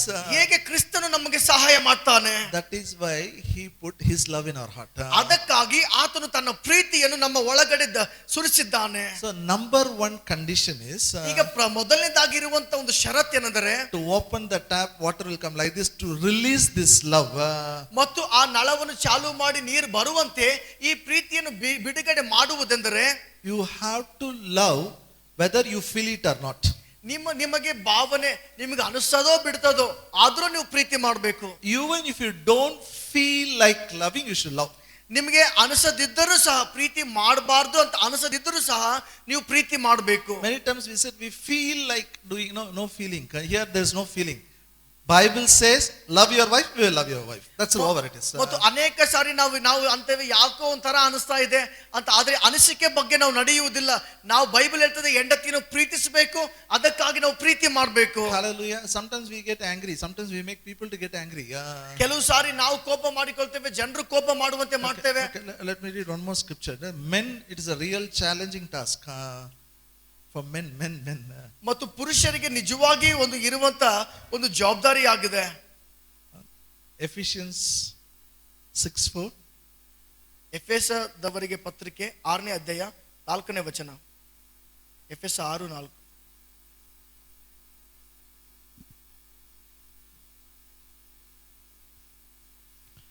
ತಂದೆಗಳೇ, ನಿಮ್ಮ ಮಕ್ಕಳಿಗೆ ಕೋಪನೆಬ್ಬಿಸದೆ ಕರ್ತನಿಗೆ ಮೆಚ್ಚುಗೆಯಾಗಿರುವ ಬಾಲ ಶಿಕ್ಷೆಯನ್ನು ಬಾಲೋಪದೇಶವನ್ನು ಮಾಡುತ್ತಾ ಅವರನ್ನು ಸಾಕಿ ಸಲಹಿರಿ. This is every father will agree with me. ಪ್ರತಿಯೊಬ್ಬ ತಂದೆ ನನ್ನೊಟ್ಟಿಗೆ ಒಪ್ಪಿಕೊಳ್ತಾನೆ. This is not an easy job. This is not an easy job. ಇದು ಬಹಳ ಸುಲಭವಾದ ಕೆಲಸ ಅಲ್ಲ. Provoke not your children to wrath. ತಂದೆಗಳೇ, ನಿಮ್ಮ ಮಕ್ಕಳಿಗೆ ಕೋಪವನ್ನೆಬ್ಬಿಸಬೇಡಿರಿ. That is okay for us. ಅದು ಪರವಾಗಿಲ್ಲ. We can show love, no problem. ನಾವು ಪ್ರೀತಿ ತೋರಿಸಬಹುದು. But he says, but bring them up in the nurture and admonition of the Lord. ಕರ್ತನ ಶಿಕ್ಷೆಯಲ್ಲಿಯೂ ಉಪದೇಶದಲ್ಲಿಯೂ ಅವರನ್ನು ಬೆಳೆಸಿರಿ. Hello. Shall we all tell this full scripture in Kannada, please? ಈ ಪೂರ್ಣ ವಾಕ್ಯವನ್ನು ಕನ್ನಡದಲ್ಲಿ, ತಂದೆಗಳೇ ನಿಮ್ಮ ಮಕ್ಕಳಿಗೆ ಕೋಪವನ್ನೆಬ್ಬಿಸದೆ ಕರ್ತನ ಶಿಕ್ಷೆಯಲ್ಲಿಯೂ ಉಪದೇಶದಲ್ಲಿಯೂ ಅವರನ್ನು ಬೆಳೆಸಿರಿ. That's why I said first one I agree. ಮೊದಲೇದು ನಾನು ಒಪ್ಪಿಕೊಳ್ತೇನೆ. How can we bring discipline without getting angry? Which very, when you bring discipline, always there is a friction is there. ಮಕ್ಕಳಿಗೆ ಕೋಪ ಎಬ್ಬಿಸಬಾರ್ದು. ಕೋಪ ಎಬ್ಬಿಸದೆ ಹೇಗೆ ಅವರನ್ನು ಶಿಕ್ಷೆಯಲ್ಲಿ ತರಬಹುದು? It's not easy. ಅದು ಸುಲಭವಲ್ಲ. I know when God blessed me with a daughter and I read the scripture, I used to wonder, God, how it is. ಮತ್ತು ನಾನು ದೇವರನಿಗೆ ಮಗಳಿಂದ ಆಶೀರ್ವಾದ ಮಾಡಿದಾಗ ಈ ವಾಕ್ಯವನ್ನು ಓದಿದಾಗ ನಾನು ದೇವರಿಗೆ ಕೇಳ್ತೇನೆ, ದೇವರೇ ಇದು ಹೇಗೆ ಸಾಧ್ಯ? I started preparing from that time. How. ಆ ದಿನದಿಂದ ನಾನು ಸಿದ್ಧವಾಗ್ತಾ ಇದ್ದೆ, ಹೇಗೆ ಎಂಬುದಾಗಿ. It is better I learn before she grows. ಇದು ಉತ್ತಮ, ಆಕೆ ಬೆಳೆಯುವುದಕ್ಕಿಂತ ಮುಂಚೆ ನಾನು ಕಲಿಬೇಕು. It is better I learn before she grows, so that I can do what the Bible says. ಮತ್ತು ಆಕೆ ಬೆಳೆಯುವುದಕ್ಕಿಂತ ಮುಂಚೆ ನಾನು ಕಲಿಯುವುದಾದ್ರೆ ಬೈಬಲ್ ಹೇಳುವುದನ್ನು ನಾನು ಮಾಡಬಹುದು. Then God blessed me with a son. ಮತ್ತು ದೇವರು ಮಗನಿಂದ ನನಗೆ ಆಶೀರ್ವಾದ ಮಾಡಿದ. It took years for me to learn this, how to train up the children in the way of the Lord. ಮತ್ತು ನನಗೆ ಅನೇಕ ವರ್ಷಗಳೇ ಆದವು ಮಕ್ಕಳನ್ನು ದೇವರ ಶಿಕ್ಷೆಯಲ್ಲಿ ತರಬೇತಿ ಮಾಡುವುದು. I can say almost I learned 8 to 10 years. ನಾನು ಹೇಳ್ಬೋದು 8 ರಿಂದ 10 ವರ್ಷಗಳು ಕಲಿಯುವುದಕ್ಕೆ ಆಯ್ತು. But I didn't teach that time. ಆದ್ರೆ ಆ ಸಮಯದಲ್ಲಿ ನಾನು ಕಲಿಸಲಿಲ್ಲ. After my both the children were born again, baptized, they are involved in the ministry, then I started teaching. ಮತ್ತು ನನ್ನ ಇಬ್ಬರು ಮಕ್ಕಳು ಹೊಸದಾಗಿ ಹುಟ್ಟಿದ ಮೇಲೆ ಅವರು ದೀಕ್ಷಾಸ್ನಾನ ಹೊಂದಿದ ಮೇಲೆ ಅವರು ಮತ್ತು ಸೇವೆಯಲ್ಲಿ ಭಾಗಿಯಾಗ್ತಾ ಇರುವಾಗ ನಾನು ಅವರಿಗೆ ಕಲಿಸುವುದಕ್ಕೆ ಪ್ರಾರಂಭಿಸಿದೆ. 1 year I taught on this, what is biblical parenting. 1 ವರ್ಷ ಮತ್ತು ಈ ಬೈಬಲ್ ಆಧಾರಿತ ತಂದೆ ತಾಯಿಗಳ ಬಗ್ಗೆ ನಾನು ಅವರಿಗೆ ಕಲಿಸಿದೆ. My 1 year teaching is not available. ಮತ್ತು ನನ್ನ 1 ವರ್ಷದ ಬೋಧನೆ ಅದು ಇಲ್ಲ. But somewhere I preached it. Somebody recorded and put it in YouTube. If you want, you can see for 3 hours. ಮತ್ತು ಯಾರೋ ನಾನು ಕಲಿಸುವಾಗ ಅವರು ರೆಕಾರ್ಡ್ ಮಾಡಿ ಅವರು ಯೂಟ್ಯೂಬ್ ಅಲ್ಲಿ ಹಾಕಿದ್ದಾರೆ. ಅದು ಯೂಟ್ಯೂಬ್ ಅಲ್ಲಿ ಆ ಬೋಧನೆ ಇದೆ. But I will start, God willingly, for parents I will teach this, how to train up the child in the way of the Lord. ಮತ್ತು ದೇವರ ಚಿತ್ತದ ಅನುಗುಣವಾಗಿ ನಾನು ತಂದೆ ತಾಯಿಗಳಿಗೆ ನಾನು ಇದನ್ನು ಬೋಧಿಸುವುದಕ್ಕೆ ನಾನು ಪ್ರಾರಂಭ ಮಾಡ್ತೇನೆ. ಹೇಗೆ ದೇವರ ಮಾರ್ಗದಲ್ಲಿ ಮಕ್ಕಳನ್ನು ಬೆಳೆಸುವುದು. If you know the word, I'll tell you, you will enjoy your children, you will enjoy your family. ಒಂದು ವೇಳೆ ವಾಕ್ಯವನ್ನು ನೀವು ತಿಳಿದುಕೊಳ್ಳುವುದಾದರೆ ನಿಮ್ಮ ಜೀವಿತವನ್ನು, ನಿಮ್ಮ ಕುಟುಂಬವನ್ನು, ನಿಮ್ಮ ಮಕ್ಕಳನ್ನು ಬಹಳ ಆನಂದ ಮಾಡ್ತೀರಿ. You will not regret in the future. You will not have worry, what will happen to my son, what will happen to my daughter. ಮತ್ತು ಭವಿಷ್ಯತ್ತಿನಲ್ಲಿ ನಿಮ್ಮ ಮಕ್ಕಳ ಬಗ್ಗೆ, ಮಗಳ ಬಗ್ಗೆ, ಮಗನ ಬಗ್ಗೆ ಅವರಿಗೆ ಏನಾಗ್ತದೆ ಎಂಬುದಾಗಿ ನೀವು ಎಂದಿಗೂ ಚಿಂತೆ ಮಾಡುವುದಿಲ್ಲ. But love is very important. ಮತ್ತು ಪ್ರೀತಿಯು ಬಹಳ ಪ್ರಾಮುಖ್ಯವಾಗಿದೆ. Hallelujah. Hallelujah. So you have to decide, here the feeling, we all are emotional beings, we are human beings, we have a feelings. ಮತ್ತು ನಾವು ಎಲ್ಲರೂ ಒಂದು ಉದ್ವೇಗ ಉಳ್ಳವರಾಗಿದ್ದೇವೆ, ನಮಗೆ ಭಾವನೆಗಳಿದೆ. Many times we get angry. ಅನೇಕ ಸಾರಿ ನಮಗೆ ಕೋಪ ಬರ್ತದೆ. Yes or no? You all don't get angry, appa. But Bible says, ಆದರೆ ಬೈಬಲ್ ಹೇಳ್ತದೆ, 1 Corinthians 13:7. 1 ಕೊರಿಂಥ 13ನೇ ಅಧ್ಯಾಯ, 1 Corinthians 13th chapter is a love chapter. 7ನೇ ವಚನ. 1 ಕೊರಿಂಥ 13ನೇ ಅಧ್ಯಾಯ ಅದು ಪ್ರೀತಿಯ ಬಗ್ಗೆ ಮಾತಾಡ್ತದೆ. ಎಲ್ಲವನ್ನು ಅಡಗಿಸಿಕೊಳ್ಳುತ್ತದೆ, ಎಲ್ಲವನ್ನು ನಂಬುತ್ತದೆ, ಎಲ್ಲವನ್ನು ನಿರೀಕ್ಷಿಸುತ್ತದೆ, ಎಲ್ಲವನ್ನು ಸಹಿಸಿಕೊಳ್ಳುತ್ತದೆ. ಎಲ್ಲವನ್ನು. Oh, wonderful. Hallelujah. Hallelujah. Only 2 we will take. First one says, bears all things, endures all things. ನಾವು ಎರಡನ್ನು ಮಾತ್ರ ನಾವು ತೆಗೆದುಕೊಳ್ಳೋಣ. ಎಲ್ಲವನ್ನು ಸಹಿಸಿಕೊಳ್ಳುತ್ತದೆ, ಎಲ್ಲವನ್ನು ತಾಳಿಕೊಳ್ಳುತ್ತದೆ. Hallelujah. Say in Kannada. ಎಲ್ಲೋ ಕನ್ನಡದಲ್ಲಿ, ಎಲ್ಲವನ್ನು ಸಹಿಸಿಕೊಳ್ಳುತ್ತದೆ, ಎಲ್ಲವನ್ನು ತಾಳಿಕೊಳ್ಳುತ್ತದೆ. Now, what decision you should take? This decision you should take today, and next week I will tell you how to implement it. We all have feelings. We get irritated, we get angry. We should not act on our feelings. ಮತ್ತು ಈ ವಾರ ನಾನು ಕಲಿಸಿಕೊಡ್ತೇನೆ ಹೇಗೆ ನಿರ್ಧಾರಗಳು ತೆಗೆದುಕೊಳ್ಳಬೇಕು. ಮುಂದಿನ ವಾರ ಹೇಳ್ತೇನೆ ಹೇಗೆ ಅದನ್ನು ಅಳವಡಿಸಿಕೊಳ್ಬೇಕು. ನಮ್ಮ ಎಲ್ಲರಿಗೆ ಕೋಪ ಬರ್ತದೆ, ಆದ್ರೆ ನಾವು ಭಾವನೆಗಳ ಮೂಲಕ ಪ್ರತಿಕ್ರಿಯೆ ಕೊಡಬಾರದು. We should act on the word of God. ನಾವು ದೇವರ ವಾಕ್ಯದ ಮೇಲೆ ಕಾರ್ಯ ಮಾಡಬೇಕು. Why we love? Bible says love, we love. ಯಾಕೆ ನಾವು ಪ್ರೀತಿ ಮಾಡ್ತೇವೆ? ಬೈಬಲ್ ಹೇಳ್ತದೆ ನಾವು ಪ್ರೀತಿ ಮಾಡಬೇಕು, ಅದಕ್ಕಾಗಿ ಪ್ರೀತಿಸ್ತೇವೆ. Why we have to bear all things? ಯಾಕೆ ನಾವು ಎಲ್ಲವನ್ನು ಸಹಿಸಿಕೊಳ್ಳಬೇಕು? Bible says love beareth all things. ಅದಕ್ಕೆ ಬೈಬಲ್ ಹೇಳ್ತದೆ ಪ್ರೀತಿಯು ಎಲ್ಲವನ್ನು ಸಹಿಸಿಕೊಳ್ಳುತ್ತದೆ, ಅದಕ್ಕಾಗಿ ನಾನು ಸಹಿಸಿಕೊಳ್ಳುತ್ತೇನೆ. Why we have to endure all things? ಯಾಕೆ ನಾವು ಎಲ್ಲವನ್ನು ತಾಳಿಕೊಳ್ಳಬೇಕು? Bible says endure all things, we will endure all things. Bible ಹೇಳ್ತದೆ ಎಲ್ಲವನ್ನು ತಾಳಿಕೊಳ್ಳಬೇಕು, ಅದಕ್ಕಾಗಿ ನಾವು ತಾಳಿಕೊಳ್ತೇವೆ. How many of you understand what I'm saying? ಎಷ್ಟು ಜನಕ್ಕೆ ಅರ್ಥವಾಯ್ತು ನಾನು ಹೇಳುವುದು? It is not joke. It is not joke. ಇದು ಹಾಸ್ಯವಲ್ಲ. But decide today. You can do it. ಮತ್ತು ಇವತ್ತು ನಿರ್ಧಾರ ಮಾಡಿರಿ, ಇದನ್ನು ನೀವು ಮಾಡಬಹುದು. If you don't decide, tomorrow when I teach, it will be a problem for you. ಇವತ್ತು ನೀವು ನಿರ್ಧಾರ ಮಾಡದಿದ್ದರೆ ನಾಳೆ ನಾನು ಕಲಿಸುವಾಗ ಅದು ನಿಮಗೆ ಉಪಯೋಗವಾಗುವುದಿಲ್ಲ. Most of the times, the quarrel when it happens, it will be the most silly things. ಅನೇಕ ಸಾರಿ ಈ ಜಗಳ ಪ್ರಾರಂಭವಾಗುವಾಗ ಬಹಳ ಒಂದು ಕ್ಷುಲ್ಲಕವಾದ ಕಾರಣ, ಬಹಳ ಒಂದು ಕೀಳು ಕಾರಣವಾಗಿರ್ತದೆ. ವಾಟ್ ಇಸ್ ಯುವರ್ ಪ್ರಾಬ್ಲಮ್ ಅನ್ನ? ನಮ್ಮ ಮನೆಗೆ ಹೋಗಿದ್ದ ನೀರು ಕೊಟ್ಟಿಲ್ಲನ, ನೀರು ಕೊಟ್ಟಿಲ್ಲನ ಪ್ರೀತಿ ಮಾಡಲ್ಲ ನೀನು. ನಾನು ಕೇಳ್ತೇನೆ ಯಾಕೆ ಸಮಸ್ಯೆ ಏನಾಯ್ತು? ಇಲ್ಲಣ್ಣ ಅವ್ರು ನನ್ನ ಮನೆಗೆ ಹೋದ್ರೆ ನೀರೇ ಕೊಟ್ಟಿಲ್ಲ ಅವ್ರು ನನಗೆ. Your love is depending on that glass of water. ನಿಮ್ಮ ಪ್ರೀತಿ ಒಂದು ಗ್ಲಾಸ್ ನೀರಿನ ಮೇಲೆ ಇದೆಯಾ? ಹಲೋ, ಕೊಟ್ಟಿಲ್ಲ, ನೀ ತಗೊಂಡು ಕೊಟ್ಟಿದ್ದು ಬಿಡು. ಅದು why you want to get angry? ಅವ್ರು ಕೊಡ್ದಿದ್ರೆ ನೀನ್ ಕೇಳಿ ಕುಡಿ, ಯಾಕೆ ನೀನ್ ಕೋಪ ಮಾಡಿಕೊಳ್ಬೇಕು? You take and drink. ನೀನೇ ತಗೊಂಡು ಕುಡಿ. You go and give her, no problem. ಯಾಕೆ ಕೋಪ ಮಾಡಿಕೊಳ್ಳೋದು? Or you go and give her, no problem. ಅಥವಾ ನೀನೇ ಹೋಗಿ ನೀರು ಕೊಡು ಆಕೆಗೆ. Why you want to get angry? ಯಾಕೆ ನೀನು ಕೋಪ ಮಾಡಿಕೊಳ್ತಿ? Wife only. I know everybody understands. No, I didn't think You didn't think about wife. You don't expect water, no? That's why. You agree with me or no? ನನಗೆ ಒಪ್ಪಿಕೊಳ್ತೀರಾ? I heard, I say, ಮನೆಗೆ ಹೋಗಿದ್ದೆ first ಬಂದು ನಾನು ನೀರು ಕೊಡಬೇಕು ನೋಡು, ಕೊಟ್ಟಿಲ್ಲ ಸಿಟ್ಟು ಬರ್ತದೆ, ಅಷ್ಟೇನೆ ನೀನು. You are an image of God. ನೀನು ದೇವರ ಸ್ವರೂಪವಾಗಿದ್ದೆ. Whether she gives water or not, you will love. ಆಕೆ ನೀರು ಕೊಡ್ತಾಳೋ ಇಲ್ವೋ, ಆದರೂ ನೀನು ಆಕೆಗೆ ಪ್ರೀತಿ ಮಾಡ್ತೀಯ. Because love bears all things. ಯಾಕಂದ್ರೆ ಪ್ರೀತಿ ಎಲ್ಲವನ್ನು ಸಹಿಸಿಕೊಳ್ತದೆ. How many of you understand what I'm saying? ಎಷ್ಟು ಜನಕ್ಕೆ ಅರ್ಥವಾಯ್ತು? Silly reasons. One sister told me, Anna, he is coming very late. I am angry, so I didn't talk. I slept without talking. In anger I slept. ಮತ್ತು ಒಬ್ಬ ಸ್ತ್ರೀ ಹೇಳಿದಳು, ಅಣ್ಣ ಆತನು ದಿನ ಮನೆಗೆ ತಡವಾಗಿ ಬರ್ತಾನೆ, ಅದಕ್ಕಾಗಿ ನನಗೆ ಬಹಳ ಕೋಪ ಬಂತು, ಅದಕ್ಕಾಗಿ ನಾನು ಮಾತಾಡ್ಲಿಲ್ಲ, ಅದೇ ಕೋಪದಲ್ಲಿ ಹಾಗೆ ಮಲಗಿಬಿಟ್ಟೆ. ಒಂದು ಮಾತು ಮಾತಾಡಿಲ್ಲ ನೋಡು, ಮಾತಾಡಿಲ್ಲ ನಾನು, ವೆರಿ ಪ್ರೌಡ್. ಒಂದು ಮಾತು ಆಕೆ ಗರ್ವದಿಂದ ಹೇಳ್ತಾ ಇದ್ದಾಳೆ, ಒಂದು ಮಾತು ಆಡಿಲ್ಲ ಅಣ್ಣ ಅವಳಿಗೆ. What you are talking? ಏನ್ ಮಾತಾಡ್ತಾ ಇದ್ದೀರಿ? Your love is based on this, because you don't know. First you should know why he came late. If it, whether it is a genuine or not genuine, still you have to love. That is the love you carry in your heart. ಆತನು ತಡವಾಗಿ ಬಂದಿರಬಹುದು, ಆತನು ತಡವಾಗಿ ಬಂದಿರುವ ಕಾರಣ ಅದು ಸರಿಯಾಗಿರಬಹುದು ಅಥವಾ ತಪ್ಪಾಗಿ ಇರಬಹುದು, ಆದ್ರೆ ಇನ್ನೂ ನೀನು ಆತನಿಗೆ ಪ್ರೀತಿಸಲೇಬೇಕು. So you will, when he comes soon, you will love, otherwise you will not love. ಆತನು ಬೇಗ ಬಂದ್ರೆ ಪ್ರೀತಿ ಮಾಡ್ತೀರಾ, ಇಲ್ಲದಿದ್ರೆ ಪ್ರೀತಿ ಮಾಡಲ್ವಾ? Otherwise I'll get angry. ಇಲ್ಲದಿದ್ರೆ ಕೋಪ ಬರ್ತದೆ. Let me show you a scripture for you. Ephesians 4:26. ಎಫೆಸ 4:26.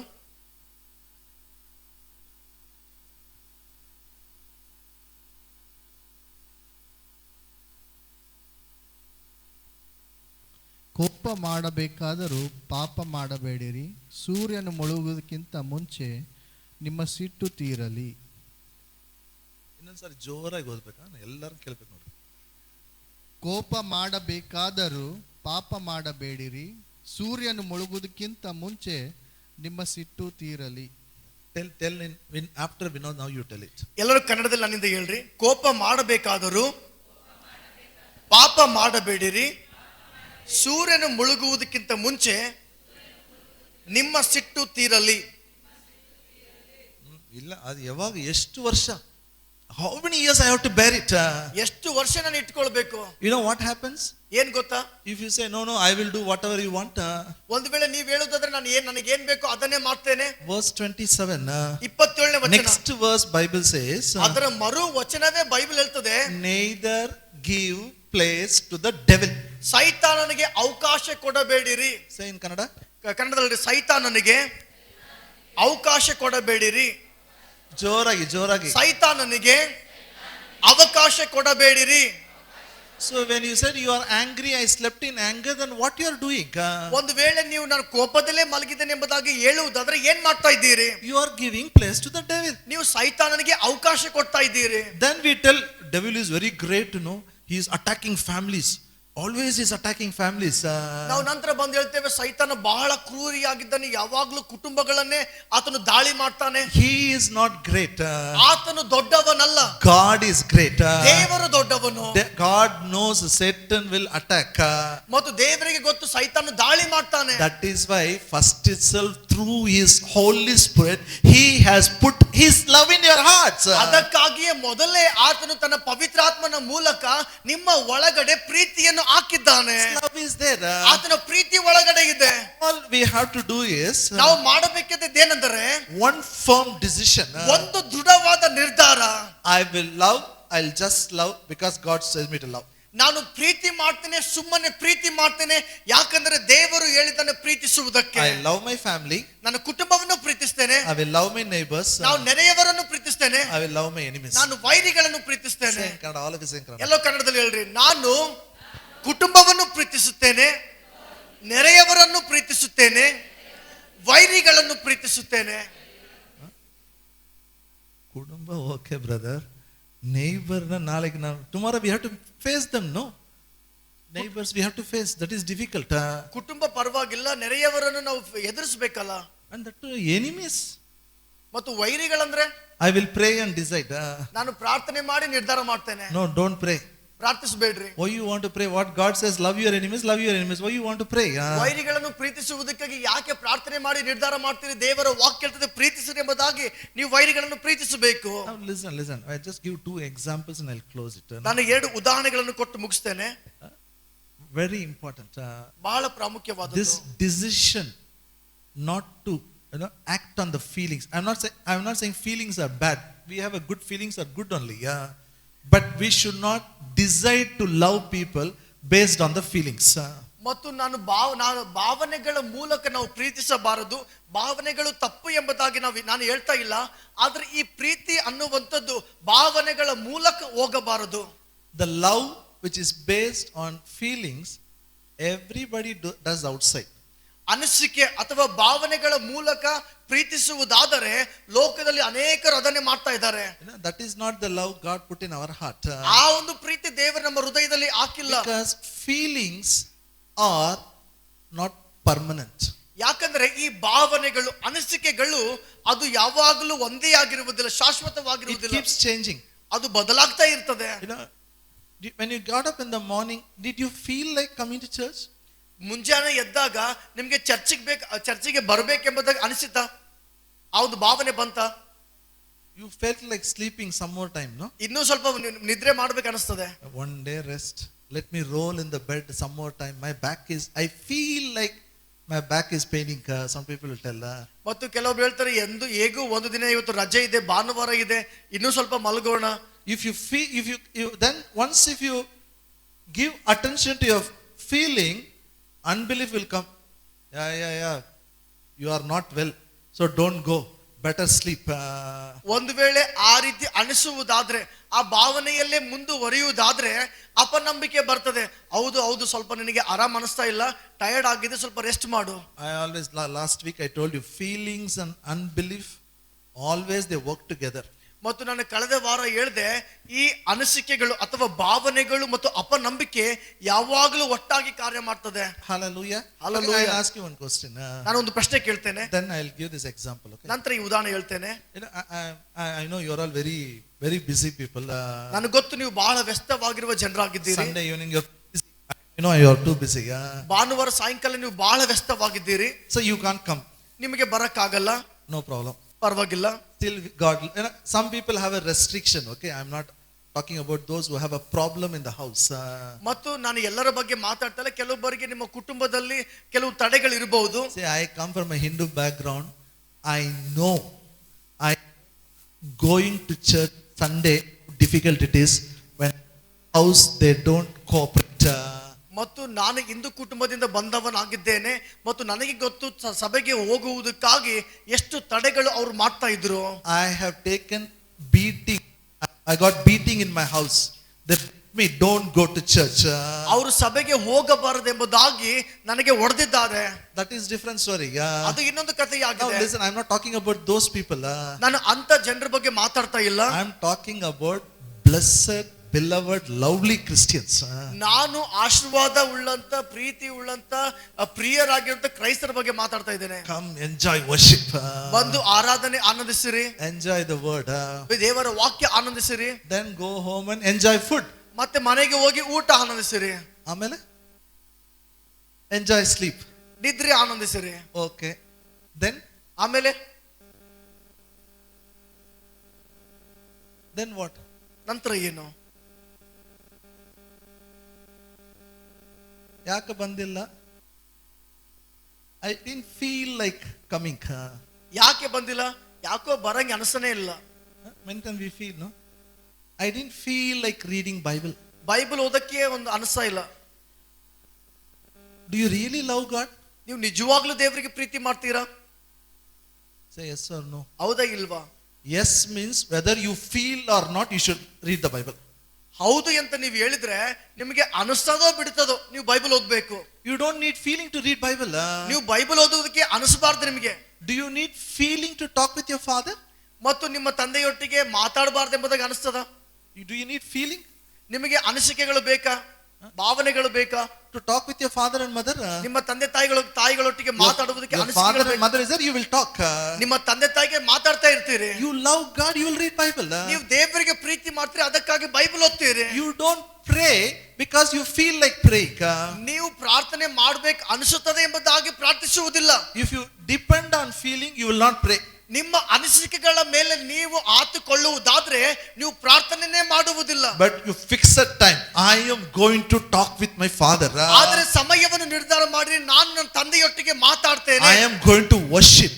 ನಾನು ಆತನಿಗೆ ಆರಾಧಿಸ್ತೇನೆ, I am going to pray in tongues. ನಾನು ಅನ್ಯ ಭಾಷೆಯಲ್ಲಿ ಪ್ರಾರ್ಥಿಸ್ತೇನೆ, I am going to read Bible. ನಾನು Bible ಓದ್ತೇನೆ. Whether I feel or not, I feel it. ನನಗೆ ಅನಿಸ್ತದೋ ಬಿಡ್ತದೋ ಗೊತ್ತಿಲ್ಲ, ನಾನು ಅದನ್ನು ಮಾಡ್ತೇನೆ. Only then you can do.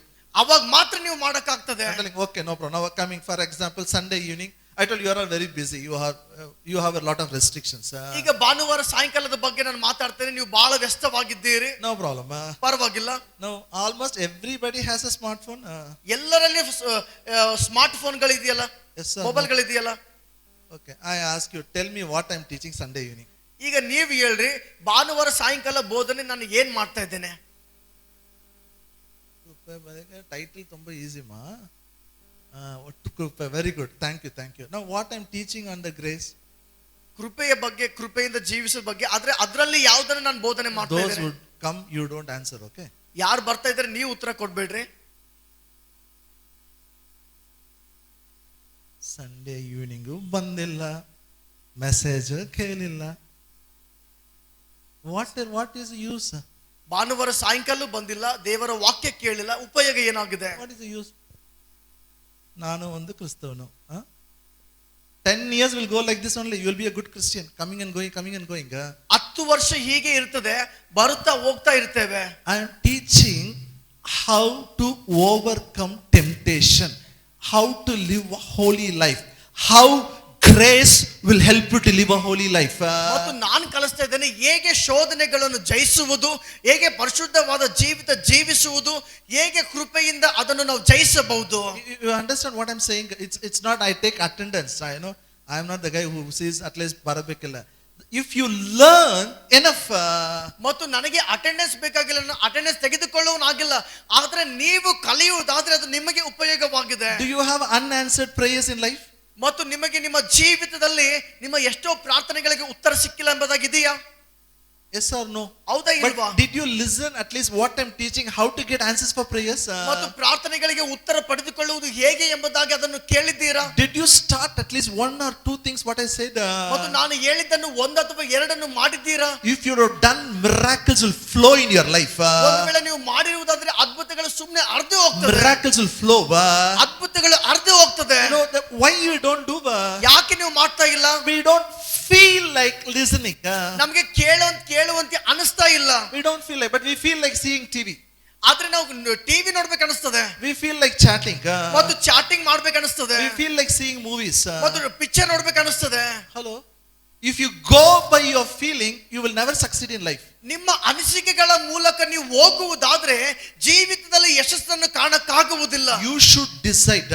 ನೀವು ನಿರ್ಧಾರ ಮಾಡಬೇಕು. I will do what the Bible says it.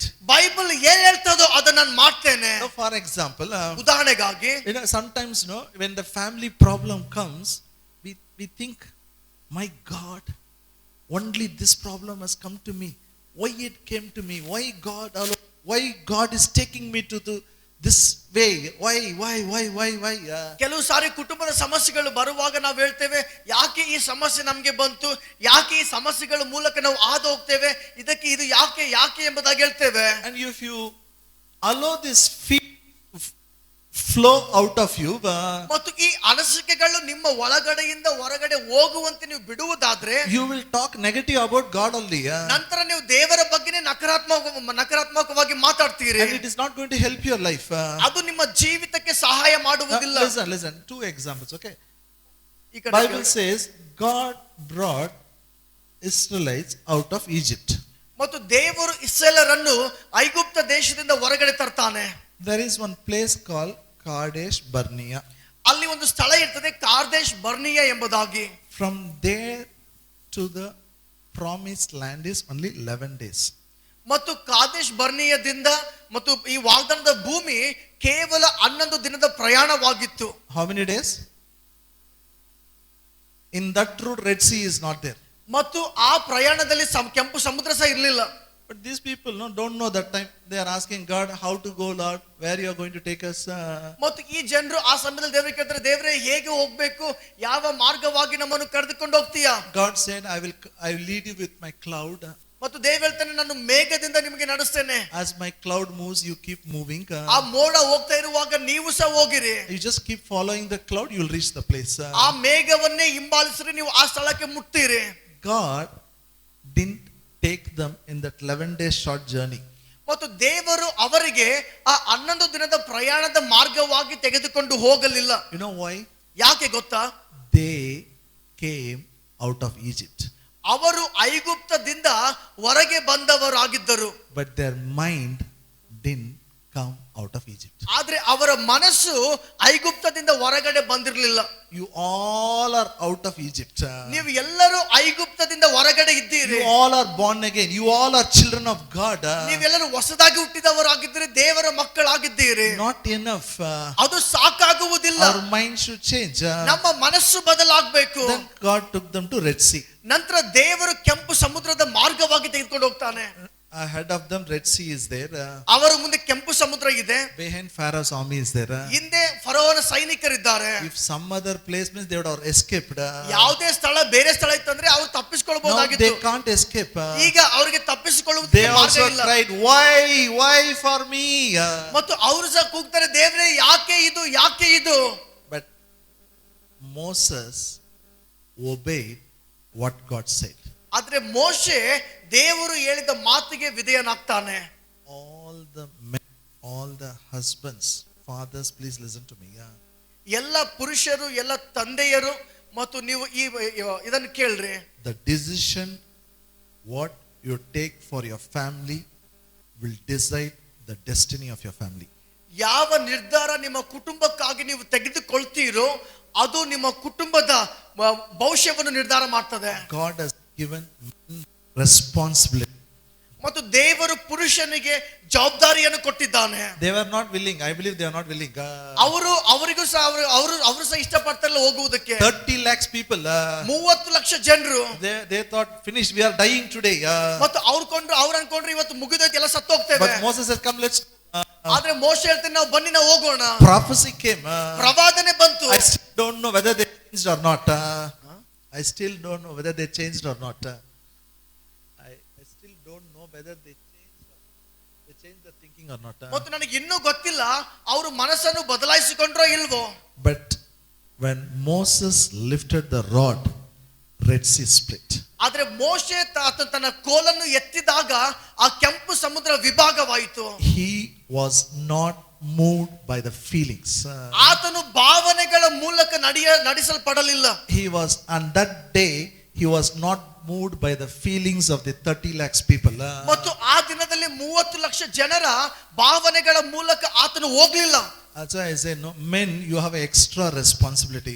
ಅದಕ್ಕಾಗಿ ನಾನು ಹೇಳ್ತೀನಿ, ಪುರುಷರಿಗೆ ಮತ್ತು ನಿಮಗೆ ಹೆಚ್ಚಾದ ಜವಾಬ್ದಾರಿಕೆ ಇದೆ. Don't be moved by your feelings. Don't be moved by the feelings of your family members. Just do what the God's word says is, you will see miraculous provision of God. ಮತ್ತು ನಿಮ್ಮ ಭಾವನೆಗಳ ಮೂಲಕವಾಗಲಿ ಅಥವಾ ನಿಮ್ಮ ಕುಟುಂಬದ ಸದಸ್ಯರ ಭಾವನೆಗಳ ಮೂಲಕವಾಗಲಿ ನೀವು ನಿರ್ಧಾರಗಳನ್ನು ತೆಗೆದುಕೊಂಡು ಹೋಗಬೇಡಿರಿ. ದೇವರ ವಾಕ್ಯ ಏನ್ ಹೇಳ್ತದೋ ಅದರ ಹಿಂದೆ ಸುಮ್ಮನೆ ವಿಧೇಯರಾಗಿ ನೀವು ನಡೆಯುವುದಾದ್ರೆ ಅದ್ಭುತವಾದ ದೇವರ ಒದಗಿಸುವಿಕೆಯನ್ನು ನೀವು ಕಾಣುತ್ತೀರಿ. Where there is no way, God will make a way if you obey his word. ನೀವು ಆತನ ವಾಕ್ಯಕ್ಕೆ ವಿಧೇಯರಾಗುವುದಾದ್ರೆ ಎಲ್ಲಿ ಮಾರ್ಗವಿರುವುದಿಲ್ಲವೋ ಅಲ್ಲಿ ಆತನು ಮಾರ್ಗವನ್ನು ಮಾಡ್ತಾನೆ. Okay, now listen to me. One more verse, I'll close it, okay? ಇನ್ನೊಂದು ವಾಕ್ಯವನ್ನು ಹೇಳಿ ನಾನು ಮುಕ್ತಾಯ ಮಾಡ್ತೇನೆ. Now come with me to Numbers. ವಿಮೋಚನೆ ಅರಣ್ಯಕಾಂಡಕ್ಕೆ ಬನ್ರಿ.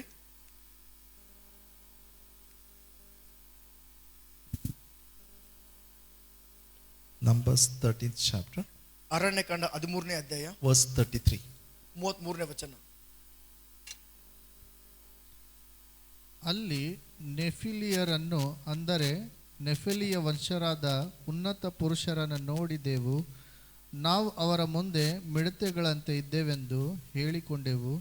ಅವರಿಗೂ ನಾವು ಹಾಗೆಯೇ ತೋರಿದೆವು ಅಂದರು. All of you close your Bible. ಈಗ ಎಲ್ಲರೂ Bible ಮುಚ್ಚಿರಿ.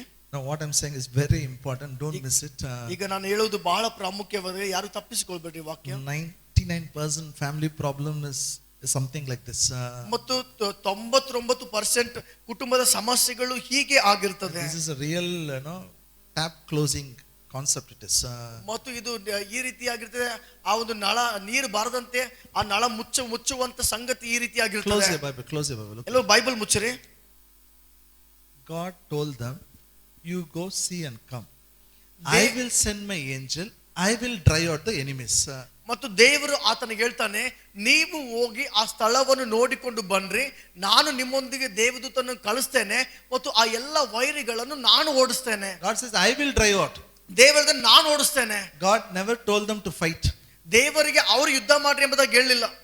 But they saw the giants. ಆದ್ರೆ ಅವರು ಈ ದೊಡ್ಡ ದೊಡ್ಡ ಜನರಿಗೆ ನೋಡ್ತಾರೆ. That is okay. That is okay. They saw maybe somebody taller than them, 2 feet, 3 feet tall, they would have seen. ಬಹುಶಃ ಅವರಿಗಿಂತ 2 ಫೀಟ್ 3 ಫೀಟ್ ಎತ್ತರ ಗಾತ್ರದವರಿಗೆ ನೋಡಿರಬಹುದು. And they came and said, we saw they are giants. We are like grasshoppers. ಮತ್ತು ಅವರು ಬಂದು ಹೇಳ್ತಾರೆ, ಅವರು ಬಹಳ ಬಲಿಷ್ಠರಾಗಿದ್ದಾರೆ, ಅವರು ಮುಂದೆ ನಾವು ಮಿಡತೆಗಳಂತೆ ಇದ್ದೇವೆ. That is also okay for me. ಅದು ಸಹ ಪರವಾಗಿಲ್ಲ. Because sometimes when we talk, always we exaggerate. ಯಾವಾಗಲೂ ನಾವು ಮಾತಾಡುವಾಗ ಯಾವಾಗಲೂ ಸ್ವಲ್ಪ ಹೆಚ್ಚೆ ಹೇಳ್ತೇವೆ. ಮಾಡ್ತೀವಿ ಮಾಡಲ್ಲ ನಾವು, ಹೌದಾ ಇಲ್ವಾ? Because we don't talk plain. We always like masala, extra telling. ಯಾವಾಗಲೂ ನಾವು ಎಷ್ಟಿರ್ತದೋ ಅಷ್ಟೇ ಹೇಳಲ್ಲ, ಸ್ವಲ್ಪ ಹೆಚ್ಚು ಮಸಾಲ ಹಾಕಿ ಹೇಳ್ತೇವೆ. This is okay for me. ಇದು ಪರವಾಗಿಲ್ಲ. But the next statement I can't bear it. ಆದ್ರೆ ಮುಂದಿನ ಒಂದು ಹೇಳಿಕೆ ಅದು ನನಗೆ ಸಹಿಸಿಕೊಳ್ಳಕ್ಕೆ ಆಗಲ್ಲ. Next statement that says, ಅಲ್ಲಿ ಹೇಳ್ತದೆ, you read it. ನಮ್ಮ ದೃಷ್ಟಿಗೆ ನಾವು ಮಿಡತೆಗಳ ಹಾಗೆ ಇದ್ದೆವು, ಅದೇ ಪ್ರಕಾರ ಅವರ ದೃಷ್ಟಿಗೂ ಇದ್ದೆವು. Tell in Kannada, all of you tell in Kannada. Together you tell. ಎಲ್ಲರೂ ನನ್ನಿಂದ ಕನ್ನಡದಲ್ಲಿ ಹೇಳ್ರಿ. ನಮ್ಮ ದೃಷ್ಟಿಗೆ ನಾವು ಮಿಡತೆಗಳ ಹಾಗೆ ಇದ್ದೆವು, ಅದೇ ಪ್ರಕಾರ ಅವರ ದೃಷ್ಟಿಗೂ ಇದ್ದೆವು. One more time. ಇನ್ನೊಂದು ಸಾರಿ, ನಮ್ಮ ದೃಷ್ಟಿಗೆ ನಾವು ಮಿಡತೆಗಳ ಹಾಗೆ ಇದ್ದೆವು, ಅದೇ ಪ್ರಕಾರ ಅವರ ದೃಷ್ಟಿಗೂ ಇದ್ದೆವು. How these fellows know what is going on in their mind? ಈ ಜನರಿಗೆ ಹೇಗೆ ಗೊತ್ತಾಗ್ತದೆ ಅವರ ದೃಷ್ಟಿ ಅಂದ್ರೆ ಅವರ ಮನಸ್ಸಲ್ಲಿ ಏನು ಹೋಗ್ತದೆ ಇವರಿಗೆ ಹೆಂಗ್ ಗೊತ್ತು? They think grasshoppers, they think all are thinking they are grasshoppers. ನಾವು ನಮ್ಮ ದೃಷ್ಟಿಯಲ್ಲೂ ಸಹ ಮಿಡತೆಗಳಂತೆ ಇದ್ದೇವೆ, ಅವರ ದೃಷ್ಟಿಯಲ್ಲಿ ಸಹ ಮಿಡತೆಗಳಂತೆ ಇದ್ದೇವೆ. I am pastor for 20 years. ನಾನು 20 ವರ್ಷದ ನಾನು ಸಭಾಪಾಲಕನಾಗಿದ್ದೇನೆ. I have met many families. ನಾನು ಅನೇಕ ಕುಟುಂಬಗಳಿಗೆ ಭೇಟಿಯಾಗಿದ್ದೇನೆ. Tell me all type of problems, I can tell you. ಮತ್ತು ಎಲ್ಲ ವಿಧವಾದ ಸಮಸ್ಯೆಗಳು ಹೇಳುವುದಾದ್ರೂ ನಾನು ಹೇಳ್ತೇನೆ. I have a personal experience of talking with people. ನಾನು ಜನರೊಟ್ಟಿಗೆ ವೈಯಕ್ತಿಕವಾಗಿ ಮಾತಾಡಿರುವಂತ ಅನುಭವಗಳಿದೆ. 99% this is like grasshopper only. They think I am bad. 99% ಈ ರೀತಿಯಾದ ಒಂದು ವಿಷಯನೇ, ಅವರು ನಾನು ಕೆಟ್ಟವನಂತ ಅವ್ರು ತಿಳ್ಕೊಳ್ತಾ ಇದ್ದಾರೆ. I think he is not loving me. ನನಗೆ ಅನಿಸ್ತದೆ ಅವನು ನನಗೆ ಪ್ರೀತಿ ಮಾಡ್ತಾ ಇಲ್ಲ. How you think? ನಿನಗೆ ಹೇಗೆ ಅನಿಸ್ತದೆ? ನಿನಗೆ ಗೊತ್ತು? I think. ಇಲ್ಲ ನನಗೆ ಗೊತ್ತು. I said, why do you think? How do you know what is in his mind? ಆತನ ಮನಸ್ಸಿನಲ್ಲಿ ಇದೆ ಏನಿದೆ No, ಎಂಬುದಾಗಿ ನಿನಗೆ you ಗೊತ್ತು. think he doesn't love, then you act as if he doesn't love, then nothing settles. ನೀನು ಅನ್ಕೊಳ್ತೀಯ ಆತನ ನಿನಗೆ ಪ್ರೀತಿ ಮಾಡಲ್ಲ ಅಂತ, ಮತ್ತು ಆತನು ಪ್ರೀತಿ ಮಾಡಲ್ಲ ಅಂತಾನೆ ನೀನು ಕಾರ್ಯ ಮಾಡ್ತಾ ಹೋಗ್ತೀಯ, ನಂತರ ಯಾವುದು ಪರಿಹಾರನೇ ಆಗುವುದಿಲ್ಲ. I remember I met one sister. She didn't meet her mother-in-law for 1 year. They are in different cities. ಮತ್ತು ನನಗೆ ಒಬ್ಬ ಸಹೋದರಿ ಗೊತ್ತು, ಆಕೆ ತನ್ನ ಅತ್ತೆಗೆ ಆಕೆ ಭೇಟಿನೇ ಆಗ್ಲಿಲ್ಲ. ಅವರಿಬ್ಬರು ಬೇರೆ ಬೇರೆ ಪಟ್ಟಣದಲ್ಲಿ ಇದ್ರು, 1 ವರ್ಷ ಭೇಟಿನೇ ಆಗ್ಲಿಲ್ಲ. 1 year they didn't meet. 1 ವರ್ಷ ಭೇಟಿನೇ ಆಗ್ಲಿಲ್ಲ. I know what is in her mind. ನನಗೆ ಗೊತ್ತು ಆಕೆ ಮನಸ್ಸಿನಲ್ಲಿ ಏನಿದೆ. ಅಷ್ಟೇನಾ ನಿನ್ ಪ್ರೀತಿ? Love your enemies. ನಿನ್ನ Love your neighbors. ನಿನ್ನ ನೆರೆಯವರನ್ನು ವೈರಿಗಳನ್ನು ಪ್ರೀತಿಸಿರಿ. See, you assume she thinks bad about you, then what you are doing, you are closing your tap. ನೀನು ಅನ್ಕೊಳ್ತಾ ಇದ್ದೀಯಾ ಆಕೆ ನಿನ್ನ ಬಗ್ಗೆ ಕೆಟ್ಟದಾಗಿ ಅನ್ಕೊಳ್ತಾ ಇದ್ದಾಳೆ, ಕೆಟ್ಟದಾಗಿ ಮಾಡ್ತಾ ಇದ್ದಾಳೆ ಎಂಬುದಾಗಿ ಹೇಳಿ ನಿನ್ನ ಪ್ರೀತಿ ಎಂಬ ಆ ಒಂದು ನಳವನ್ನು ನೀನೇ ಮುಚ್ಚಾಕ್ತಾ ಇದೀಯಾ. And some fellows will be there. Always, every family, one fellow will be there. Okay, ಇವರಿಬ್ಬರಿಗೆ ಆಗಲ್ಲ. ಇಲ್ಲಿ hello, how are you? They'll ask. ಮತ್ತು ಕುಟುಂಬದಲ್ಲಿ ಎಲ್ಲ ಕುಟುಂಬದಲ್ಲಿ ಒಬ್ಬರು ಇರ್ತಾರೆ, ಆತರ ಇರ್ತಾರೆ. ಮತ್ತು ಅವ್ರು ಹೇಳ್ತಾರೆ ಹೇಗಿದ್ದೀಯ ಎಂಬುದಾಗಿ ಫೋನ್ ಮಾಡ್ತಾರೆ. Do you know what your mother-in-law said? They'll ask. ಮತ್ತು ಅವ್ರು ಕೇಳ್ತಾರೆ ನಿನ್ನ ಅತ್ತೆ ಏನ್ ಹೇಳಿದ್ರು ಗೊತ್ತಾ? Then the same person will call that mother-in-law and tell, do you know what your daughter-in-law said? ಮತ್ತೆ ಅದೇ ವ್ಯಕ್ತಿ ಆ ಅತ್ತೆಗೂ ಕಾಲ್ ಮಾಡ್ತಾಳೆ, ನಿನ್ ಸೊಸೆ ಏನ್ ಹೇಳಿದ್ರು ಗೊತ್ತಾ ನಿನಗೆ? Even if you don't talk, they'll make you to talk. ನೀನ್ ಮಾತಾಡದಿದ್ರು ಅವ್ರು ಮಾತಾಡುವಂತೆ ಮಾಡ್ತಾರೆ. They will wait ಒಂದು ಮಾತು ಬಾಯಿಲಿದ್ದು ಬಂದ ಸಾಕು ನೋಡು, ಟಕ್ they'll catch. Our journalist all is waste. ಒಂದು ಮಾತು ಹೊರಗಡೆ ಬಂತಂದ್ರೆ ಆಯ್ತು, ಅವ್ರಿಗೆ ಹಿಡ್ಕೊಂಡ್ ಬಿಡ್ತಾರೆ. ಅಯ್ಯೋ ಗೊತ್ತಾ ಏನಿಲ್ಲ, finish there, over. Is it let's stop. ಅದನ್ನ ನಿಲ್ಲಿಸೋಣ. Let's stop. I said people are fed up of all the nonsense. ಆ ಎಲ್ಲ ಆ ಒಂದು ಬುದ್ಧಿಲ್ಲದ ಕಾರ್ಯಗಳಿಗಾಗಿ ಜನರಿಗೆ ಬೇಸತ್ತು ಹೋಗಿದ್ದಾರೆ. Let them have all these things, fighting, quarrel and all those things. ಅವರು ಅದನ್ನು ಮಾಡ್ಲಿ, ಎಲ್ಲ ಜಗಳಗಳನ್ನು, ದ್ವೇಷಗಳನ್ನು. We will not move on the emotions. ನಾವು ಭಾವನೆಗಳ ಮೂಲಕ ನಡೆಯೋದು ಬೇಡ. Because we are God's creation. ಯಾಕಂದ್ರೆ ನಾವು ದೇವರ ಸೃಷ್ಟಿಯಾಗಿದ್ದೇವೆ. When God loved you, ದೇವರು ನಿಮ್ಮನ್ನು ಯಾವಾಗ ಪ್ರೀತಿ ಮಾಡಿದ? why he loved you? ಯಾಕೆ ನಿಮ್ಮನ್ನು ಪ್ರೀತಿಸಿದ? Because you are good, he loved you. ನೀವು ಒಳ್ಳೆಯವರಾಗಿದ್ದ ಕಾರಣ ಪ್ರೀತಿಸಿದನಾ? He loved me when I was a sinner. ನಾನು ಪಾಪಿಯಾಗಿದ್ದಾಗಲೇ ನನ್ನನ್ನು ಪ್ರೀತಿಸಿದ. He loved me when I was an idol worshipper. ನಾನು ವಿಗ್ರಹಾರಾಧನೆ ಮಾಡುವಾಗಲೇ ಆತ ನನ್ನನ್ನು ಪ್ರೀತಿಸಿದ. When I was he loved me. ನಾನು ದೇವರಿಲ್ಲದ ವ್ಯಕ್ತಿಯಾಗಿದ್ದಾಗ ನನ್ನನ್ನು ಪ್ರೀತಿಸಿದ. Bible says when we were enemies he loved us. ನಾವು ವೈರಿಗಳಾಗಿದ್ದಾಗಲೇ ನಮ್ಮನ್ನು ಪ್ರೀತಿ ಮಾಡಿದ. What a love it is. ಅದು ಎಂತ ಪ್ರೀತಿಯಾಗಿದೆ. He can love me when I was so bad, why can't I love like him now? ಮತ್ತು ಯಾವಾಗ ನಾನು ಕೆಟ್ಟವನಾಗಿದ್ದೆ ನನಗೆ ಹೆಚ್ಚಾಗಿ ಪ್ರೀತಿ ಮಾಡಿರುವುದಾದ್ರೆ ಆತನು ಪ್ರೀತಿಸಿದಂತೆ ಈಗ ನಾನು ಯಾಕೆ ಪ್ರೀತಿ ಮಾಡಬಾರದು? Now I am a child of God. ಇವಾಗ ನಾನು ದೇವರ ಮಗುವಾಗಿದ್ದೇನೆ. I am a child of God. ನಾನು ದೇವರ ಮಗುವಾಗಿದ್ದೇನೆ. One more time. ನಾನು ದೇವರ ಮಗನಾಗಿದ್ದೇನೆ. You know, if you are a child of God means you should act like a father. ಮತ್ತು ನೀವು ದೇವರ ಮಗುವಾಗಿರುವುದಾದ್ರೆ ನೀವು ದೇವರಂತೆ ಕಾರ್ಯ ಮಾಡಬೇಕು. When he can love enemies, we can love enemies. ಆತನು ವೈರಿಗಳನ್ನು ಪ್ರೀತಿಸುವುದಾದ್ರೆ ನಾವು ವೈರಿಗಳನ್ನು ಪ್ರೀತಿಸ್ತೇವೆ. Amen. Again I am telling, listen, I am closing it today. One decision I request you and I pray Holy Spirit will help you. Don't act on your feelings. Don't decide to love on your feelings. Don't, you have to learn to control the anger. You have to learn to love. Whether you like or not, you should love. ಮತ್ತೊಂದು ಸಾರಿ ಹೇಳ್ತೇನೆ, ನಾವು ನಿರ್ಧಾರಗಳನ್ನು ಮಾಡೋಣ. ಮತ್ತು ನಾನು ಪ್ರಾರ್ಥಿಸ್ತೇನೆ, ಪವಿತ್ರಾತ್ಮ ನೀವು ಅರ್ಥ ಮಾಡಿಕೊಳ್ಳುವಂತೆ ಮಾಡಲಿ. ನೀವು ಭಾವನೆಗಳ ಮೂಲಕ ನೀವು ಹೋಗಬೇಡಿರಿ ಮತ್ತು ನೀವು ಈ ಪ್ರೀತಿಯ ಬಗ್ಗೆ ಕಲಿಯಿರಿ. ಈ ಪ್ರೀತಿಯಲ್ಲಿ ನೀವು ಚಲಿಸಿರಿ. I come from a big family. ದೊಡ್ಡ ಕುಟುಂಬದಿಂದ ನಾನು ಬಂದವನಾಗಿದ್ದೇನೆ. We were 6 children. ನಾವು 6 ಮಕ್ಕಳಾಗಿದ್ವಿ. My father was working in railways. He was a driver. ಮತ್ತು train driver he was. ನನ್ನ ತಂದೆ ಆತನು ಟ್ರೈನ್ ಡ್ರೈವರ್ ಆಗಿ ಕೆಲಸ ಮಾಡ್ತಾ ಇದ್ದ. Whenever in those days locomotive engine, when already he'll be very hot when he comes home.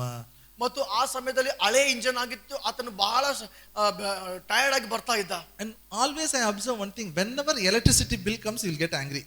ಮತ್ತು ಯಾವಾಗ ಕರೆಂಟ್ ಬಿಲ್ ಬರ್ತದೋ ಆತನಿಗೆ ಕೋಪ ಬರ್ತಾ ಇತ್ತು. That day he will tell, put the lights off. ಆ ಬಿಲ್ ಬಂದ ದಿನನೇ ಹೇಳ್ತದೆ ಎಲ್ಲ ಲೈಟ್ ಆಫ್ ಮಾಡು. He will compare the electricity bill with the last month bill. ಮತ್ತು ಆತನು ಕಳೆದ ತಿಂಗಳಿಗೂ ಈ ತಿಂಗಳಿಗೂ ಬಿಲ್ ಅನ್ನು ಹೋಲಿಸಿ ನೋಡ್ತಾ ಇದ್ದ. On 5 rupees 10 rupees he will get angry. 5 ರೂಪಾಯಿ 10 ರೂಪಾಯಿ ಹೆಚ್ಚು ಬಂತಂದ್ರೆ ಸಿಟ್ಟು ಮಾಡ್ಕೊಳ್ತಾ ಇದ್ದ. Whom he will get angry? ಯಾರ ಮೇಲೆ ಸಿಟ್ಟು ಮಾಡ್ಕೊಳ್ತಾ ಇದ್ದ? He will get angry only on my mother. ಮತ್ತು ನನ್ನ ತಾಯಿ ಮೇಲೆ ಸಿಟ್ಟು ಮಾಡ್ಕೊಳ್ತಾ ಇದ್ದ. Because he can't go show his anger in his office, in his working place. ಮತ್ತು ಯಾಕಂದ್ರೆ ತನ್ನ ಕೋಪವನ್ನು ಕೆಲಸ ಮಾಡೋ ಸ್ಥಳದಲ್ಲಿ ತೋರ್ಸಕ್ ಆಗಲ್ಲ. Usually man, that's what when you get angry, go and show on your wife because she is there to receive. ಯಾವಾಗಲೂ ಪುರುಷನ್ ಏನ್ ಮಾಡ್ತಾನೆ, ಕೋಪ ಬಂದಾಗ ಹೋಗಿ ಹೆಂಡತಿ ಮೇಲೆ ತೋರಿಸ್ತಾಳೆ. ಯಾಕಂದ್ರೆ ಹೆಂಡತಿ ಕೋಪ ತೆಗೆದುಕೊಳ್ಳೋಕಿರ್ತಾಳೆ, she is there, ಅಲ್ಲಿರ್ತಾಳೆ. Okay, what she will do? ಆಕೆ ಏನ್ ಮಾಡ್ತಾಳೆ? She will show the anger on children. ಆಕೆ ತನ್ನ ಕೋಪವನ್ನು ಮಕ್ಕಳ ಮೇಲೆ ತೋರಿಸ್ತಾಳೆ. Hello, that continues. ಅದಂಗೆ ಮುಂದೆ ಹೋಗ್ತದೆ. That can happen in every house. ಅದು ಪ್ರತಿಯೊಂದು ಕುಟುಂಬದಲ್ಲಿ ನಡೀತಾ ಇರಬಹುದು. Not in our house. ಆದ್ರೆ ನಮ್ಮ ಮನೆಯಲ್ಲ. Say, not in my house. ನನ್ನ ಮನೆಯಲ್ಲ. You know why? ಯಾಕೆ? Our house itself is a heaven in this earth. ನಮ್ಮ ಮನೆಯೇ ಈ ಲೋಕದಲ್ಲಿ ಪರಲೋಕದಂತೆ ಇದೆ. In the heaven, is there going to be any anger there? ಪರಲೋಕದಲ್ಲಿ ಕೋಪ ಇದೆಯಾ? Anybody going to scream at anybody there? Anybody is going to shout at anybody in the heaven? ಯಾರಾದ್ರೂ ಒಬ್ಬರ ಮೇಲೆ ಒಬ್ಬರು ಕಿರ್ಚಾಡ್ತಾರಾ? Hello? Are you here? ನೀವು One ಇಲ್ಲಿದ್ದೀರಾ? more time, full statement you tell them. I want a reply. In the heaven, anybody is... ಪರಲೋಕದಲ್ಲಿ ಯಾರಾದ್ರೂ ಜಗಳವಾಡ್ತಾರಾ? Anybody will scream? ಯಾರಾದ್ರೂ ಕಿರ್ಚಾಡ್ತಾರಾ? Anybody will get angry there? ಯಾರಾದ್ರೂ ಕೋಪ ಮಾಡಿಕೊಳ್ತಾರಾ? Means, that's why Jesus said, let thy will be done in the earth as it is in heaven. ಅದಕ್ಕಾಗಿ ಯೇಸು ಕಲಿಸಿಕೊಟ್ಟಿದ್ದಾನೆ, ಪರಲೋಕದಲ್ಲಿ ನಿನ್ನ ಚಿತ್ತ ನೆರವೇರುವಂತೆ ಭೂಲೋಕದಲ್ಲಿಯೂ ಸಹ ನೆರವೇರಲಿ. At least our house it should happen. ಕನಿಷ್ಠ ಪಕ್ಷ ನಮ್ಮ ಮನೆಯಲ್ಲಾಗಲಿ. In our house no one should get angry. ನಮ್ಮ ಮನೆಯಲ್ಲಿ ಯಾರು ಕೋಪ ಮಾಡಿಕೊಳ್ಳಬಾರದು. No screaming. ಯಾವುದೇ ಕಿರ್ಚಿಲ್ಲ. Amen. ಸಂತೋಷವಾಗಿದ್ದೀರಾ? I don't know what you will talk while eating food today. ನನಗೆ ಗೊತ್ತಿಲ್ಲ ಈಗ ಊಟ ಮಾಡುವಾಗ ಏನ್ ಮಾತಾಡ್ತೀರಿ. Some people know when the salt is little less means plates will become like aeroplane. ಮತ್ತು ಕೆಲವೊಬ್ಬರಿಗೆ ಈ ಉಪ್ಪು ಸ್ವಲ್ಪ ಕಡಿಮೆ ಆದ್ರೆ ಪ್ಲೇಟ್ ವಿಮಾನದಂತೆ ಹಾರಿಬಿಡ್ತದೆ. Zoom it will fly. ಅದು ಹಾರೋಗ್ಬಿಡ್ತದೆ plate. Is it salt only? No, you put and eat, no problem. ಉಪ್ಪು ಕಡಿಮೆ ಆಗಿದ್ರೆ ಸ್ವಲ್ಪ ಹೆಚ್ಚಾಕೊಳ್ಳ್ರಿ. Your wife is more than the salt. ನಿಮ್ಮ ಹೆಂಡತಿ ಉಪ್ಪಿಗಿಂತ ಹೆಚ್ಚಿನವಳು. Did Bible says salt is less, you get angry, otherwise love your wife. Bible ಹೇಳಿದೀಯಾ ಉಪ್ಪು ಕಡಿಮೆ ಆದ್ರೆ ನಿನಗೆ ಹೆಂಡತಿ ಮೇಲೆ ಕೋಪ ಮಾಡಿಕೊಳ್ಬೇಕು, ಇಲ್ದಿದ್ರೆ ಹೆಂಡತಿಗೆ ಪ್ರೀತಿ ಮಾಡಬೇಕು. Love your life as Christ loved the church. ಮತ್ತು ಕ್ರಿಸ್ತನು ಸಭೆಯನ್ನು ಪ್ರೀತಿಸುವಂತೆ ನಿಮ್ಮ ಹೆಂಡತಿಯರನ್ನು ಪ್ರೀತಿಸಿರಿ ಎಂಬುದಾಗಿ Because ಹೇಳ್ತಾರೆ. church keeps on committing mistakes, still Christ loves. ಮತ್ತು ಸಭೆ ಎಷ್ಟೇ ತಪ್ಪು ಮಾಡ್ತಾ ಹೋದ್ರು ಕ್ರಿಸ್ತನು ಪ್ರೀತಿ ಮಾಡ್ತಾನೆ ಇದ್ದಾನೆ. Like that we have to keep on loving. ಅದರಂತೆ ನೀವು ಪ್ರೀತಿ ಮಾಡ್ತಾನೆ ಇರಬೇಕು. Amen. I'm going to tell next week, how to really release it. How practically I'll teach you how to release it from the scripture.